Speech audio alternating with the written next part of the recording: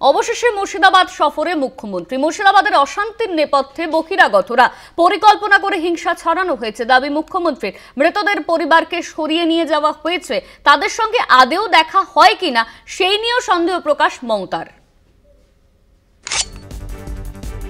মাসখানেক আগে মুর্শিদাবাদের অশান্তির ঘটনায় উত্তপ্ত হয়েছিল রাজ্য রাজনীতি। অশান্তির জেরে মৃত্যু হয় বাবা ছেলের, আহত অসংখ্য। অভিযোগ পাল্টা অভিযোগে ময়দানে নেমেছিল শাসক বিরোধী। দায়ী করা হয়েছিল ধর্মীয় হিংসাকে। দিনের পর দিন বিরোধী শিবিরের নেতাদের ডেলি প্যাসেঞ্জারই চলছিল শামশেরগঞ্জ, ধুলিয়ান, জাফরাবাদে। শুভেন্দু অধিকারী, অগ্নিমিত্রা পল, মোহাম্মদ সেলিম, মীনাক্ষী মুখোপাধ্যায় মৃতদের বাড়ি যান। বাদ যাননি রাজ্যপালও। দিল্লি থেকে মহিলা ও মানবাধিকার কমিশনও ছুটে আসে জাফরাবাদে। দিনের পর দিন অশান্তি আঁচে অগ্নিগর্ভ পরিস্থিতি তৈরি হয়। তবে মুর্শিদাবাদের ঘটনা নিয়ে বরাবরই সাবধানী শাসক দল।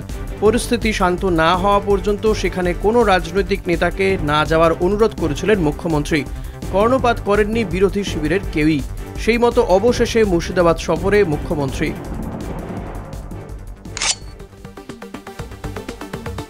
বহিরাগত কিছু লোক এসে ধর্মের নামে বিধর্ম কথাবার্তা বলে, আমি কাউকে শত্রু বলে মনে করি না, সবাই আমার মিত্র, কিন্তু দাঙ্গা যারা লাগায় তাদের আমি মিত্র বলে মনে করি না।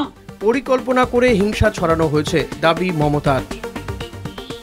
তিনটে লোক আছে যারা এই গন্ডগোল পাকাচ্ছে, তারা নাকি বিরাট বিরাট ধর্ম নেতা, মানে ধর্মের নামে বিধর্মী নেতা,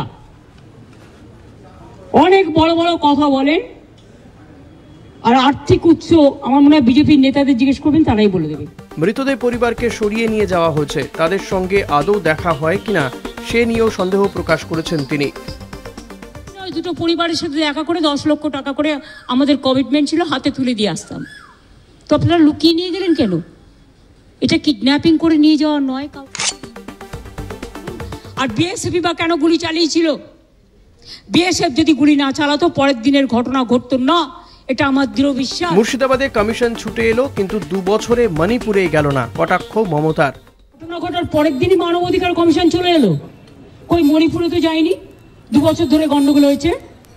ইউপিতে তো যায়নি, রাজস্থানে তো যায়নি, উড়িষ্যায় তো যায়নি, বিহারে তো যায়নি, দিল্লিতে দাঙ্গায় এত লোক মারা গেছে, একবারও তো যায়নি। হঠাৎ কি হলো? অশান্তির ঘটনা নিয়ে রাজনৈতিক টানাপোড়েন কোনো নতুন বিষয় নয়, তবে শান্তি ফেরানোই সব দলের একমাত্র লক্ষ্য হওয়া উচিত। মুখ্যমন্ত্রীর সংযমী পদক্ষেপ এবং এদিনের বার্তাতেও সেটাই স্পষ্ট হয়। কলকাতা টিভি।